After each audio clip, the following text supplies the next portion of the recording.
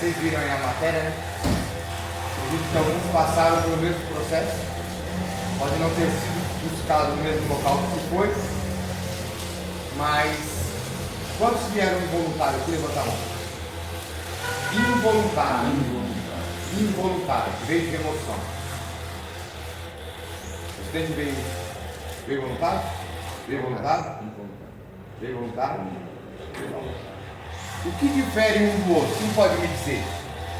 Que um é mais fácil de aceitar e o outro vai passar por um processo de aceitação. Exatamente. Uns já se renderam com mais facilidade, outros ainda estão no processo de junção. No processo de aceitação que eu preciso de um tratamento. Só que a gente também precisa aprender.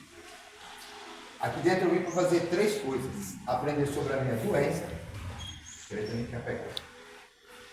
Aprender sobre a minha doença. Sobre como viver um tratamento. E sobre como ter um plano de prevenção à recaída. Para que eu não venha recair lá fora.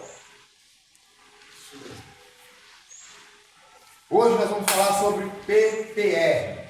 Plano de prevenção à recaída. A primeira coisa que eu preciso fazer é o quê? Estabilizar. O que significa estabilização? Dentro do plano de prevenção à recaída, quem sabe? Ter um equilíbrio. Buscar um equilíbrio, buscar me estabilizar. Mentalmente, questão de meus pensamentos, estabilizar meus comportamentos, botar o autocontrole de si mesmo, porque eu estava sendo movido pela substância. Então assim, vivia extremamente alterado, irritado, brigava com todo mundo, a gente estava falando, quebrava as coisas dentro de casa, às vezes era agressivo com os filhos, era agressivo com a esposa, com a mãe, com quem quer que seja. Então eu preciso voltar ao meu controle. Opa, peraí, eu estou disfuncional, eu preciso voltar ao meu controle. Depois eu vou fazer uma avaliação do que ocorreu. Se já teve um processo de internação, ele vai fazer o quê? Ele vai fazer um levantamento do histórico dele, o que ele deixou de fazer, que estava dando certo, por ele ter ficado limpo um tempo, e o que ele fez de errado nesse processo. Então ele vai fazer o quê? Ele vai fazer uma avaliação do histórico dele lá fora. Vai aprender quais são os gatilhos que o levam para o uso, correto? O que são gatilhos? Tudo aquilo que pode me projetar para fazer o uso. Identificar quais são esses sinais que me aparecem, porque assim, dentro de um processo, são vários sinais que aparecem. Na apostila, se a gente pegar, ele pega até para você identificar os 5 que mais ressaltam para você, para ficar mais fácil. Por quê? Porque eu preciso saber lidar, é como se eu fosse um carro, eu tenho que saber quando esse carro começar a dar problema. Para quando ele começar a dar problema, eu já sabe, opa, começou a dar problema, é aquela peça tal, é aquela peça tal. Da mesma forma somos nós. Quando começar a dar problema, fugir do que é o certo, opa, peraí, eu já vi esse filme antes. Depois aprender a administrar esses sinais. Eu preciso aprender a administrar. E não é fácil. Tem que querer. Senão eu me entrego facilmente a eles. Quem sabe qual é o tripé da recuperação?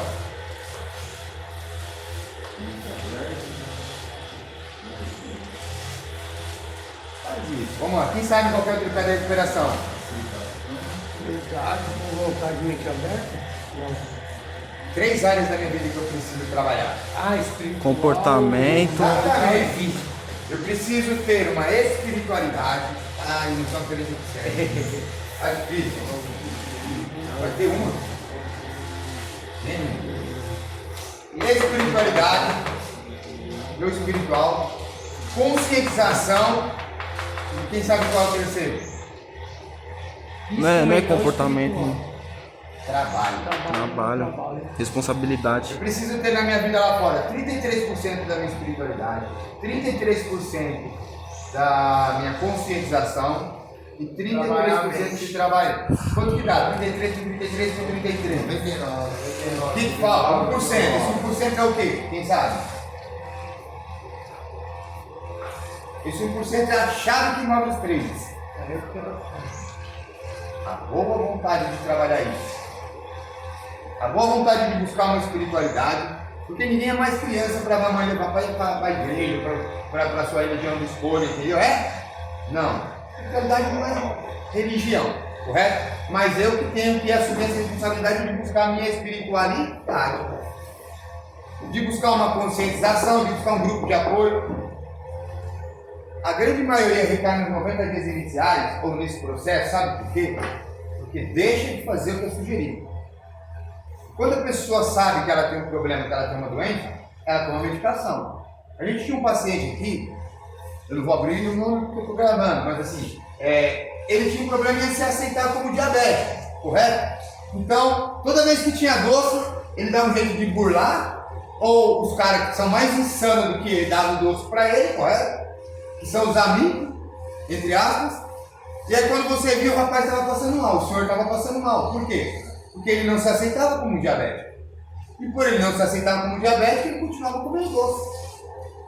É a mesma questão. Se eu não me aceitar como um doente, eu não vou buscar um tratamento, eu não vou buscar dar continuidade disso lá fora. Só melhora. Só vou passar por aqui. E o que acontece? Quem tem mais de uma internação aqui, levanta a mão. Será que já não aprendeu?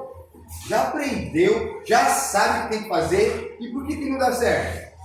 Sugerido, não. Porque não segue o que é sugerido. E é o que eu disse numa das reuniões. Para quem tem certeza de que tem um problema e quer uma mudança de vida, o sugerido torna-se obrigatório. Ele olha para assim, não, é sugerido, mas assim, eu tenho como obrigatório porque eu preciso fazer isso. Conscientização está dentro de uma sala, se possível fazer 90 dias, 90 reuniões quando sai da clínica, para ter uma ligação com os demais membros. Você começa a fazer um ciclo de amizade, você estando todos os dias na sala. E o trabalho, trabalhar, gente, não viver uma vida ociosa. Buscar algo para fazer. Ah, mas eu estou desempregado. Opa, não é só porque eu estou desempregado que eu não posso lavar o quintal, que eu não posso lavar a louça, que eu não posso lavar o banheiro, que eu não posso varrer uma casa, que eu não posso pintar a casa. Eu tenho que me ocupar. Senão a minha ociosidade me leva a pensar logo mais em fazer um curso. E é esses 1% aqui que é a chave para que eu possa executar esses 3. Quando se tem boa vontade para as coisas, essas coisas fluem. Você quer ver uma coisa? E o dia foi bom, foi agradável e foi gostoso ontem. Pelo menos para mim. E eu olhando a boa vontade de vocês ontem, na gente fazer toda aquela limpeza lá de baixo. Todo mundo desceu lá, aqueles que pôde descer, tal, deu uma força. Quando menos viu, o que aconteceu? Acabou. Rápido. Alguém sofreu? Não. E foi algo agradável. E é gostoso quando você olha para baixo e vê tudo limpo, tudo bonito, tudo organizado. Isso também ajuda a elevar a autoestima de vocês. É um trabalho bem feito. É um trabalho bem feito. Exatamente. Se não fazer na rua, você tem que adaptar. Isso eleva a autoestima de vocês. Tá vendo? Eu quero conseguir, foi fácil. Precisou mandar, então vamos lá. Agora eu preciso também ficar muito atento aqui, ó. Da mesma forma que tem um tripé, existe um triângulo. Se eu não tomo cuidado, é onde eu vivo aqui dentro. E esse triângulo é um perigo para a recaída, é um perigo para que eu não possa evoluir em recuperação, é um perigo para que a minha vida não ande para frente e eu fique estagnado. Quem sabe qual que é o triângulo? Esse triângulo aqui. Triângulo da autoobsessão. Quem sabe qual que é o triângulo da autoobsessão? Egocentrismo. Não. Controle.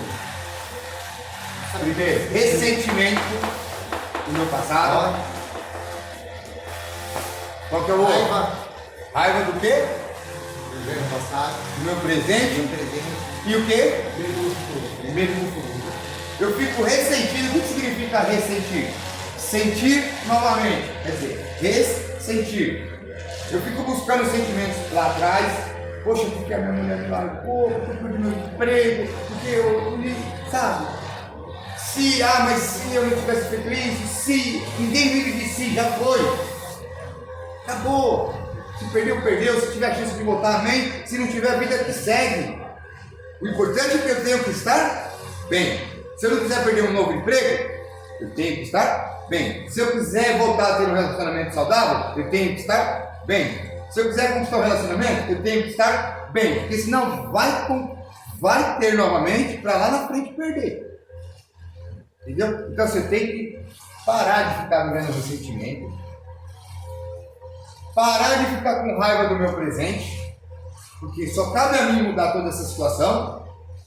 E ter fé que as coisas vão ser diferentes de agora em diante. Acreditar, aquilo que eu falo para vocês. Não ter só olhos, ter uma visão lá na frente. Já se vê lá na frente, trabalhando, estudando, namorando, conquistando, sabe, vivendo. É isso que move cada um de vocês aqui dentro. É isso que tem que fazer com que cada um de vocês foque. Isso aqui é fundamental, esse plano de prevenção à recaída. Porque isso aqui nada mais é do que é? É uma estratégia para que quando eu sair daqui, eu saber, opa, peraí.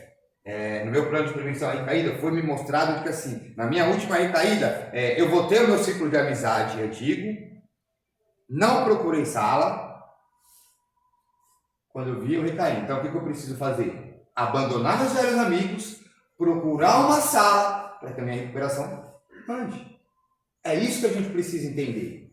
Não existe fórmula mágica. Existe o básico, e é um arroz com feijão.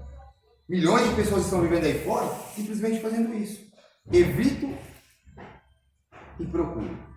Os evitos e procuro. Esses dias tinha uma pessoa que falou assim, precisa ressaltar para eles que assim, eles precisam se desvincular das velhas amizades. Eu acho que isso aí eu não preciso nem falar para vocês, eu preciso. Sabe por quê? Porque não existe mais um diálogo. As cabeças já não pensam mais iguais. Você pode prestar atenção, às vezes as pessoas se juntam aqui, aquelas pessoas que têm a mesma mentalidade. Por que às vezes a gente sempre separa os adolescentes? Cadê os dois? Cadê o outro? Já fugiu, vou buscar ele. Está no psicólogo? O Luiz está no psicólogo, beleza. E ele está ali. Por que às vezes a gente, vou falar assim, não é na maldade, entendeu? É para que vocês entendam. Porque pode um cego guiar outro cego? Você vai entender o que eu quero dizer. Os dois estão num processo de aceitação da doença. E vocês têm a mesma vontade, vocês têm praticamente a mesma personalidade. Então, o ideal é o quê? Que vocês não andem juntos, não. Que vocês tenham pessoas mais em volta que tenham uma maturidade, que tenham mais cabeça. Porque senão acontece de fazer insanidade, de cometer insanidades. E aí é que a gente tem que ter isso em mente. Da mesma forma lá fora. Se eu não tomar cuidado e não buscar o novo, a tendência é que eu volte pro velho. É aquilo que eu já falei. Da mesma forma que numa escola, não tem todas as pessoas que estão lá que querem estudar. Que vai começar o curso, que todos que estão lá querem se formar. Muitos estão ali para agradar pai e mãe. Outros estão ali contrariados, aqui é da mesma forma. E foi feita a questão da internação voluntária. Cara, vocês podem ver, a maioria vem voluntário, mas vivem aí, ó, num espaço. Quem sabe o espaço dessa chácara aqui? 11.000 metros quadrados.